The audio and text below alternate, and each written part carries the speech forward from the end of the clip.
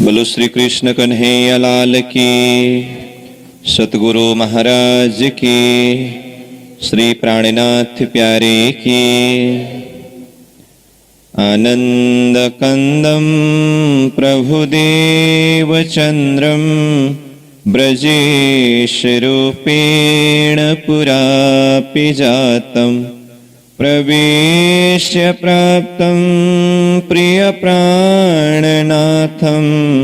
परेश पूर्णं सततं नमामि। ब्रह्म प्रिया जागरणाय जाता सर्वस्वपाता भवसिन्धुत्राता विज्ञानदाता निज धर्मधाता दिनेकबन्धो शरणं प्रपद्ये दिनेकबन्धो शरणं प्रपद्ये। बोलो श्री प्राणनाथ प्यारे की प्रणाम। उपस्थित धर्मप्राण सुंदर साह जी, साधक साधिकाओं, ये प्रशिक्षण शिविर सत्र का आज हम 7वां दिवस के बैठक में उपस्थित हुए हैं। हमारा विषय श्री कृष्ण प्रणामी धर्म निजानंद संप्रदाय के परिचय प्रसंग में हमने धर्म शब्द को लिया और धर्म शब्द का व्याख्या करते हुए अपने आप को जानने के विषय की बातें हुई। और अपने आप को जानना मतलब आत्मा को जानना। तो मैं आत्मा स्वरूप हूं, इसको हम किस तरह से अनुभव करें। और इस आत्मा को जानने के प्रसंग में आत्मा के गुण के विषय में बातें हो रही है और साथ में शरीर का गुण है। तो अगले दिनों के विषय वस्तु, इन विषय वस्तु के ऊपर चर्चा करते करते हमने आत्मा के गुण के संदर्भ में जो आत्मा का 9 गुण है उसमें से सत और चिद गुण का व्याख्या अब तक में पूरा किया है।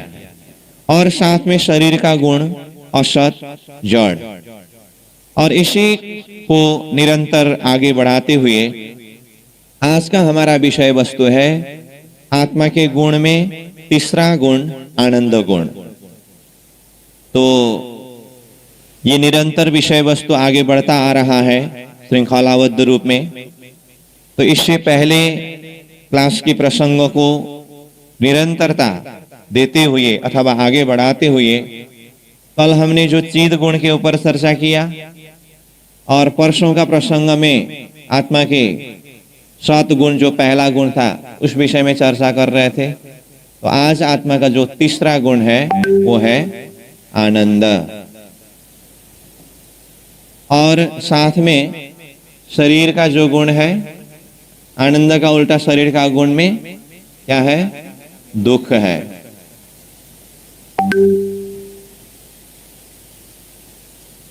अपने आप को जानना, मैं आत्मा स्वरूप हूं और मैं आत्मा स्वरूप हूं कहना ही आत्मा का गुण अथवा आत्मा का स्वभाव आनंद है।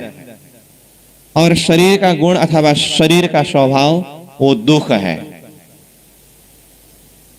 अब आनंद आत्मा और शरीर दुख, तो इस विषय को व्याख्या करने से पहले और एक बात मैं बताना चाहता हूं। वैसे शरीर के लिए ये जो दुख शब्द आया है ना, दुख का उल्टा सुख होता है। हमने शरीर का और आत्मा का गुण का चर्चा करते हुए आत्मा के गुण और शरीर के गुण में ठीक अपोजिट, ठीक विपरीत है। जैसे सत का उल्टा असत, चिद का उल्टा जड़, ये विपरीत गुण है। इसी तरह से आज यह तीसरे गुण के ऊपर चर्चा कर रहे हैं। तो आनंद आत्मा का गुण है, और शरीर के गुण के लिए दुख कहा। तो तो यहां पर प्रश्न ये आ सकता है कि आनंद का उल्टा दुख कैसे हो सकता है? दुख तो सुख का उल्टा है। दुख शब्द जो है, दुख विषय जो है, वो सुख का उल्टा है। ये प्रश्न अथवा ये जिज्ञासा आपके मन में आ सकता है। मैं यहां से आनंद का व्याख्या करता जाऊं और आपके मन में दुख का उल्टा तो सुख है, यहां पर कैसे आनंद का व्याख्या हो रहा है करके ये प्रश्न अंदर बैठा रहे तो फिर वो आनंद के उस रस में अंदर जा नहीं सकेंगे। इसलिए पहले तो मैं ये दुख का उल्टा सुख शब्द है, परंतु आत्मा के गुण के प्रसंग में यहाँ पर आनंद गुण के विषय में चर्चा किया गया है, तो इस विषय में पहले कुछ खुलासा करना चाहता हूं। जरूर यह पक्का है कि दुख का उल्टा सुख है, होते हुए भी यहां दुख का उल्टा सुख है करके आत्मा के गुण में सुख शब्द को प्रयोग करके उस गुण का चर्चा नहीं कर सकते, क्योंकि आत्मा सिर्फ सुख का ही स्वरूप नहीं है, आत्मा आनंद स्वरूप है। अब पहले मैं सुख और आनंद में क्या अंतर है ये चीज को थोड़ा समझाना चाहता हूं, उसके बाद फिर आनंद के विषय में कुछ हम आगे फलफल करेंगे, चिंतन करेंगे। सुख और आनंद में कभी कभी अब आनंद का परिभाषा में भी आनंद को सुख स्वरूप करके भी वर्णन किया है। उस हिसाब से देखें तो सुख और आनंद को हम एक ही दर्जा में भी ले सकते हैं, परंतु सुख और आनंद को थोड़ा सा गहराई से हम चिंतन करें, सुख और आनंद में फर्क है, अंतर है। कैसे? जैसे उदाहरण के लिए मैं सुख और आनंद को समझाने के लिए अथवा इसका भेद बताने के लिए उदाहरण के द्वारा बताना चाहता हूं। जैसे प्रकाश, मैंने शब्द प्रयोग किया प्रकाश, तो प्रकाश कहने से मोमबत्ती का प्रकाश भी प्रकाश ही है, अथवा दिया का प्रकाश भी प्रकाश ही है, और सूर्य का प्रकाश भी प्रकाश ही है। शब्द दोनों में एक ही प्रयोग हो रहा है। दोनों में मतलब चाहे मोमबत्ती का प्रकाश हो उसको भी प्रकाश शब्द ही प्रयोग कर रहा है, और चाहे सूर्य का प्रकाश हो उसको भी प्रकाश शब्द ही प्रयोग किया जा रहा है। प्रकाश शब्द एक ही है, परंतु सूर्य का प्रकाश और मोमबत्ती का प्रकाश में शक्ति अथवा उसके गुण में फर्क है। कहने का अर्थ क्या फर्क है? मोमबत्ती का प्रकाश सीमित समय के लिए है, मोम पिघलते पिघलते पिघलते एक दिन वो खत्म हो जाएगा, परंतु सूर्य का प्रकाश सदा के लिए है। एक तो ये फर्क है। और दूसरी बात, मोमबत्ती को प्रकाश, मोमबत्ती का प्रकाश जो है, मोमबत्ती चल रहा है, वो अपना प्रकाश दे रहा है, उसको अनुकूल वातावरण मिले तब तक ही वो मोमबत्ती जल करके प्रकाश दे सकता है। थोड़ा सा भी मौसम प्रतिकूल हुआ, वातावरण प्रतिकूल हुआ, तो वो मोमबत्ती स्वयं बुझ सकता है, और मोमबत्ती बुझते ही वो प्रकाश नहीं रहेगा, अब वहां पर अंधेरा छा जाएगा। अब मैंने अनुकूल और प्रतिकूल शब्द प्रयोग किया, कहने का अर्थ वो मोमबत्ती अथवा मोमबत्ती की जगह में आप दिया भी रख सकते हैं। मैंने शुरू में ही मोमबत्ती और दिया दोनों शब्द प्रयोग किया हो, तो मैं अब आप चाहे तो मोमबत्ती समझिए, दिया समझिए। कभी कभी हम कुछ शुभ कर्म पारायण वगैरह कुछ करते हैं तो दिया जलाते हैं ना, तो दिया जलाते समय अब दिया भी जल रहा है और ऊपर पंखा भी चल रहा है, तो ऑटोमेटिक पंखा दिया को बुझाएगा। इसीलिए उसको थोड़ा ग्लास लगा करके अथवा कैसे भी हो उसमें हवा न लगे। कहने का अर्थ दिया का प्रकाश, मोमबत्ती का प्रकाश जो है वो दिया मोमबत्ती कब तक जलता है? अनुकूल वातावरण मतलब उसमें जब तक हवा का झोंक आकर के प्रहार न करे तब तक वो जलता रहता है और वो प्रकाश देता रहता है। जैसे ही हवा का झोंक आया वो स्वयं बुझ जाता है, वो प्रकाश अब मिट गया, अब वहां पर अंधेरा छा जाता है। ये उदाहरण दिया मैंने। सुख ऐसा ही है, सुख ऐसा ही है। अंतस्करण दर्जा में, इंद्रिय दर्जा में कुछ वातावरण के द्वारा हमें अनुकूल परिस्थिति जब तक मिलता रहता है, हमारा मन किस विषय के ऊपर केंद्रित है, किसको हम पसंद करते हैं, वो विषय, वो परिस्थिति जब तक हमें मिलता रहता है तब तक हमें सुख का अनुभव होता है। वो परिस्थिति में थोड़ा सा भी प्रतिकूल परिस्थिति आ जाए तो वो फिर सुख खत्म होकर के वही परिस्थिति के कारण अब वो दुख में कन्वर्ट हो जाता है। जैसे वो प्रकाश, मोमबत्ती का प्रकाश बुझते ही अथवा मोमबत्ती बुझते ही अब वहां पर अंधेरा छा गया।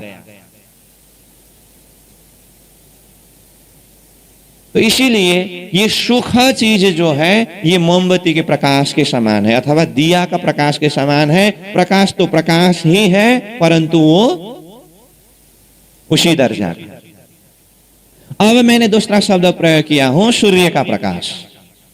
सूर्य का प्रकाश कहने से अब देखिए, सूर्य जब से सृष्टि है, जब तक सृष्टि है, इसीलिए किसी विषय में बातें करते समय जब तक आसमान में सूरज और चांद रहेगा तब तक करके वो दिन का एक अनंत दिनों की परिकल्पना करना हो और बातें करना हो तो शब्द क्या प्रयोग करते हैं, चंद्र और सूर्य जब तक रहेगा। कहने का अर्थ चंद्र और सूर्य जब तक रहेगा मतलब सृष्टि जब तक रहेगा। चंद्र सूर्य के लिए ये उपमा दिया है। किसी भी परिस्थिति के कारण सूर्य के प्रकाश को बुझा नहीं सकते हैं। हाँ, कभी कभी सूर्य जो धरती को प्रकाशित करने वाले जो प्रकाश किरणें जो धरती में आते हैं, बीच में थोड़ा सा बादल लगने के कारण सूर्य के प्रकाश को ढक सकता है, परंतु कब तक बादल सूर्य के प्रकाश को, सूर्य को ढक करके रख सकेगा? जब हवा की झोंक आ जाती है बादल स्वयं को हटना पड़ेगा। ये नहीं कि सूर्य के प्रकाश को ही अंधेरा बनाएगा अथवा सूर्य को ही बुझाएगा, ऐसा नहीं। वही हवा के कारण मोमबत्ती को बुझा दिया, अंधेरा हो गया। अब वही हवा है सूर्य को कुछ समय ढकने के लिए बीच में बादल आया हो, जब हवा आ जाती है तो वो हवा बादल को साइड करा करके सूर्य के प्रकाश को धरती में प्रकाशित करने में सहायक बनेंगे या सूर्य को ही बुझाएंगे? हवा बादल को हटाएगा अथवा बादल को हटना पड़ेगा।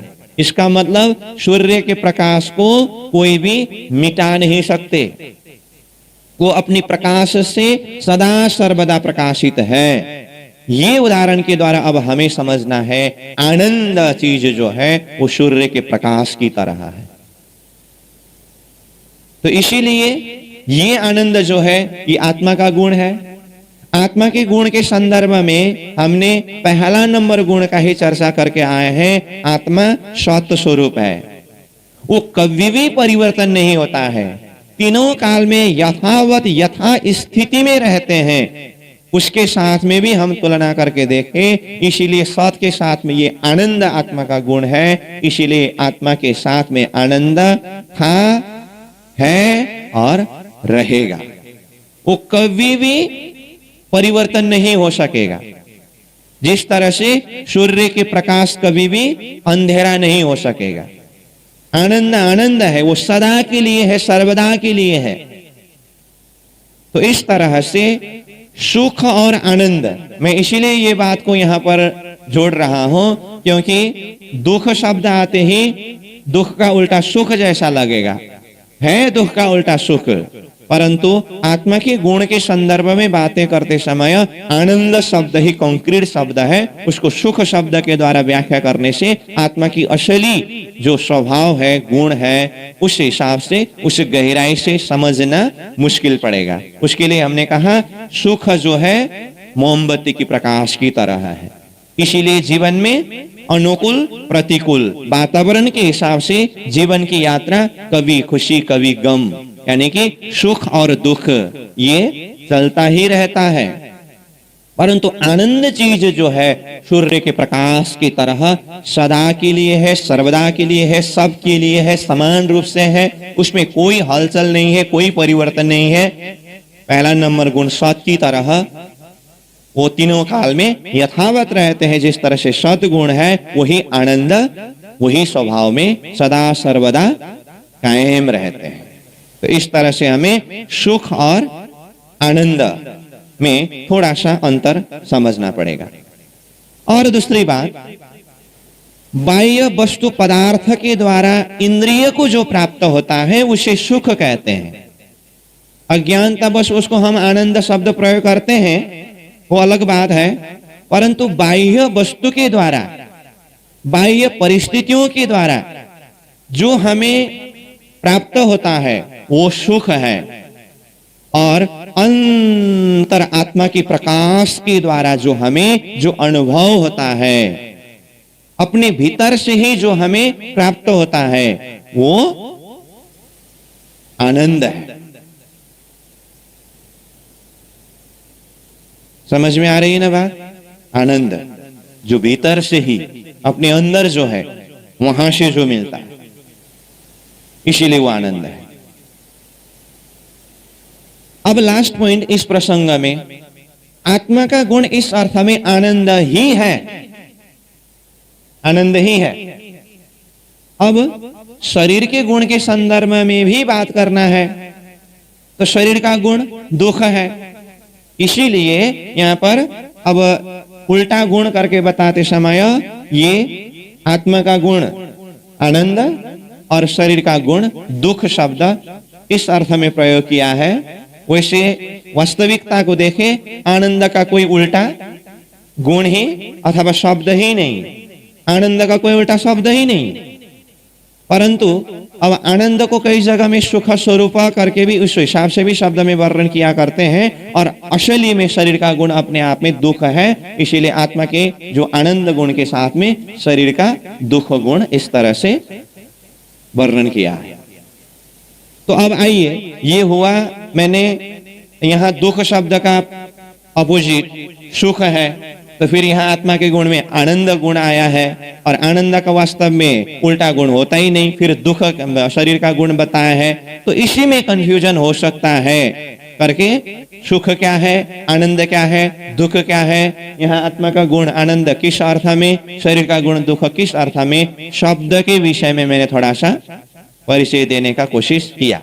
अब आइए विषय में, आत्मा की जो गुण है ये आनंद है, शरीर का गुण है दुख है। शरीर का गुण दुख तो हम जानते ही है, शरीर है तो देखिए ना अपने शरीर में, कभी सर दर्द होता है तो कभी पेट दर्द होता है, कभी पीठ दर्द होता है तो कभी पैर दर्द होता है, कभी क्या होता है तो कभी क्या होता है, ये सब दुख है। जन्म से लेकर के मृत्यु तक वो हम देख ही रहे हैं, उसके लिए तो क्या व्याख्या करना है, वो तो प्रत्यक्ष हम अनुभव कर ही रहे हैं। परंतु हमें विशेष करके चिंतन करना है, अब मैं आत्मा स्वरूप हूं अथवा मैं आनंद स्वरूप हूं कैसे। परंतु मजे की बात, मैं आनंद स्वरूप तो हूं। अब यहां पर आत्मा का गुण आनंद करके ये शब्द तो आया, परंतु आनंद का व्याख्या कैसे करें, आनंद को किस तरह से शब्द में व्याख्या करें। इसीलिए आनंद के विषय में हम शब्दों के द्वारा व्याख्या नहीं कर सकेंगे। अब आत्मा के गुण आनंद के विषय में हम चर्चा करेंगे, चिंतन करेंगे करके तो कहा, परंतु इसको शब्द में व्याख्या हो ही नहीं सकेगा। इसलिए आनंद के संदर्भ में क्या कहा है, आत्मानुभव गम्य व्याख्या न रहित इति आनंद। क्या कहा, इसको सहज भाषा में कहो तो आत्मा अनुभव करती है, परंतु व्याख्या नहीं कर सकते हैं। आनंद आत्मा के द्वारा अनुभव कर सकते हैं, परंतु शब्द में व्याख्या नहीं कर सकते हैं। आनंद चीज ऐसा है। अब आत्मा अनुभव करे और शब्द में व्याख्या न कर सके, कैसा, कैसे समझे इसको? तो आगे और एक सूत्र दिया, घृत स्वादवत करके। क्या कहा? घृत स्वादवत। घृत स्वादवत मतलब घी का स्वाद जैसा। अब देखिए आनंद का परिभाषा क्या है, जिसको शब्दों में व्याख्या कर ही नहीं सकते, इसीलिए सिर्फ संकेत करके बताया है। आत्मा अनुभव कर सकती है, व्याख्या नहीं कर सकते हैं। अब अनुभव करना और व्याख्या हो न सकना, घृत स्वादवत करके कहा, घी के स्वाद की तरह करके कहा। अब आप स्वयं बताइए, घी का स्वाद आपने घी खाया है कि नहीं खाया? खाया है। अब मैं कहूंगा आपने घी खाया, आपको स्वाद तो पता होगा, आप कहेंगे हाँ है। मैं कहूंगा अब घी के स्वाद के विषय में आप 10 मिनट प्रवचन करिए, आप क्या कहेंगे? घी का स्वाद कैसा होता है, क्या कहेंगे? मीठा कहेंगे। हाँ? मीठा शब्द तो बहुत सारे स्वाद के लिए मीठा शब्द प्रयोग करते हैं। तो घी का स्वाद वर्णन करना हो आपको तो प्रत्यक्ष अनुभव करिए ना। अभी बैठे बैठे विचार करिए, अब भी तुरंत आप में से किसी को भी मैं यहाँ उठा करके आप घी के स्वाद के विषय में 10 मिनट व्याख्या करिए करके कहूं तो आप क्या कहेंगे? जिस तरह से घी का स्वाद व्याख्या नहीं हो सकेगा। अब कोई अगर जबरदस्त कहे घी का स्वाद बताओ ना, घी का स्वाद बताओ ना, घी का स्वाद बताओ ना करके अगर जबरदस्त पीछा पड़ेगा तो एक काम करना, एक चम्मच घी ला करके उसके मुंह में डाल देना और उसको करेगा और वो बोलना, अब उसको बोलना अब तू व्याख्या कर। अभी अभी घी का स्वाद पता चला ना, अब वो भी बोलेगा उतना ही है। इसका मतलब वो व्याख्या हो ही नहीं सकेगा। तो आनंद के संदर्भ में यही कहा कि आनंद आत्मा अनुभव कर सकती है, व्याख्या नहीं कर सकती है। वो घी की स्वाद की तरह ही है, शब्द के द्वारा व्याख्या नहीं होता। अब जब चिंतकों ने ये शब्द प्रयोग किया है, अब हम आत्मा के गुण के संदर्भ में व्याख्या करते हुए आनंद को किस शब्दों में व्याख्या करें? व्याख्या तो हो नहीं सकेगा। फिर भी हमें कुछ उदाहरण के माध्यम से ये अनुभव करना है कि वास्तव में मैं आनंद स्वरूप हूं। हमने इस चीज को भूला है ना। मैंने पहले ही बताया हूं कि जाति स्मरण कराना है। अपने जाति को, अपने गुण को, अपने स्वभाव को हमने भुला दिया, इसलिए इसको फिर से याद दिलाना है। तो अब आनंद का व्याख्या ही नहीं हो सकेगा करके चुपचाप बैठने से तो फिर कुछ चिंतन करने का सूत्र ही नहीं मिलेगा। इसीलिए हमें कुछ उदाहरण के माध्यम से कुछ शब्दों को प्रयोग करके ये तो जरूर प्रयास करना है कि वास्तव में मैं आत्मा स्वरूप हूं, तो मैं आनंद स्वरूप कैसे, और ये शरीर के दर्जा में ये जो ये दुख है ये कैसे, इसको समझना है। और आनंद शब्द जो है, हम ये शब्द को प्रयोग जरूर से जरूर करते हैं। अब देखिए, किसी भी व्यक्ति को हम पूछें, आज समाज में लोगों की जिंदगी देखिए ना, कितने अस्त व्यस्त में मस्त है, सुबह से लेकर के शाम तक, और किसी का शाम से लेकर के सुबह तक लगे हुए हैं। इतना मेहनत, इतना भागा दौड़ी, इतना परिश्रम, उसी में जिंदगी बीतता जा रहा है। इसीलिए कहा ना, सुबह होती है, शाम होती है, जिंदगियों तमाम होती है। ये समय चक्र में बीतता जा रहा है और लोगों के पास फुर्सत नहीं है। और लोग कहते कहते यहां तक कहते हैं, मुझे तो मरने का भी फुर्सत नहीं, मरने का भी फुर्सत नहीं। इसका मतलब लोग इतना व्यस्त है और उसी में मस्त है। एक दिन दो दिन की बात नहीं, जन्म से लेकर के मृत्यु तक, जन्म से लेकर के मृत्यु तक। आपको आश्चर्य लगता होगा, जन्मते ही बच्चा किसमें, वो भी व्यस्त होते हैं, वो अपनी ही दर्जा अपनी अपनी है। चलो जन्म से नहीं तो 2 साल बाद जब थोड़ा थोड़ा बोलना शुरू करता है, थोड़ा थोड़ा खेलना शुरू करता है, उसको देखो वो अपने में मस्त है। थोड़ा बड़ा हुआ 4-5 साल, अब पढ़ाई शुरू किया, उसको पढ़ाई इधर उधर करते करते सब अपने अपने में लगे हुए हैं। रेलवे स्टेशन में जा करके देखिए ना एक बार, बाप रे बाप रे बाप, दौड़ रहे हैं, पता नहीं कहाँ जा रहे हैं, क्या कर रहे हैं, वो उसको धड़ाम से ठोक मारते, वो उसको धड़ाम से ठोक मारते हैं। एयरपोर्ट में जाइए उतना ही भीड़, रेलवे स्टेशन में जाइए उतना ही भीड़, बाजार में जाइए उतना ही भीड़, कोई किसी को देखने का सुनने का फुर्सत नहीं है। उस बाजार में से आप किसी को पकड़ करके पूछिए, आप सुबह से लेकर के शाम तक, शाम से लेकर के सुबह तक, और आपने जब से होश संभाला तब से लेकर के आज तक जो कुछ भी किया, इतना भागा दौड़ी, इतना मेहनत कर रहे हैं, एकदम सार रूप में एक शब्द में बताइए आप कि आप क्या चाहते हैं, आप क्या ढूंढ रहे हो, प्रश्न पूछिए।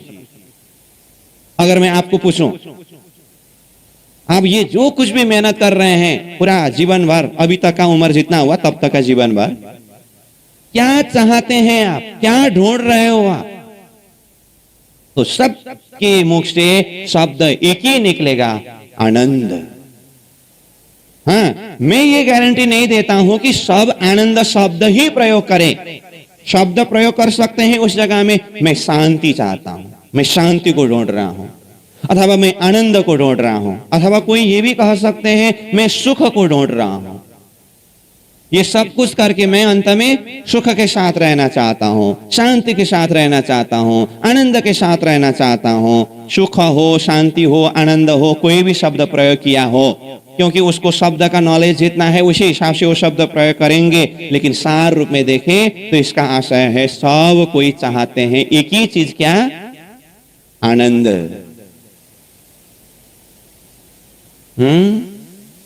आनंद। इसका मतलब सारे लोग चाहते हैं क्या? आनंद। अब उसको फिर क्रॉस पूछे, आपने आनंद को ढूंढा लेकिन आनंद पाया? अरे क्या बताऊं, उसी के लिए तो पीछा पड़ रहा हूं। और सबके जीवन में हो रहा है क्या? ढूंढ रहे हैं आनंद और मिल रहा है दुख। विचार करिए, ढूंढ रहा है आनंद और मिल रहा है दुख। स्कूल पढ़ने वाले स्टूडेंट, कॉलेज पढ़ने वाले स्टूडेंट जो है, कौन स्टूडेंट चाहता है एग्जाम देने के बाद रिजल्ट में फेल हो जाऊं? कौन चाहता है फेल होने के लिए? परंतु सब स्टूडेंट एग्जाम में पास नहीं होते हैं। इसका मतलब सब पास होना चाहता है फर्स्ट डिवीजन में, फर्स्ट सेक्शन में, फिर भी फेल हो जाता है। इसका कारण क्या है? इसका कारण चाहने से ही नहीं होगा। चाहत के हिसाब से मेहनत परिश्रम, और मेहनत परिश्रम बोलने से ही नहीं होगा, सही जगह में सही ट्रैक में करना होगा।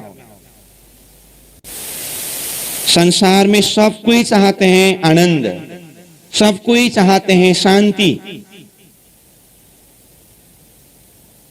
परंतु मिल रहा है क्या? दुख। इसका कारण क्या है? सब किसी ने कहा अरे शांति के लिए इतना किया, आखिर दुख ही मिला। आनंद के लिए इतना सब कुछ किया, आखिर दुख ही मिला। लोगों की जिंदगी की यात्रा को देखिए ना।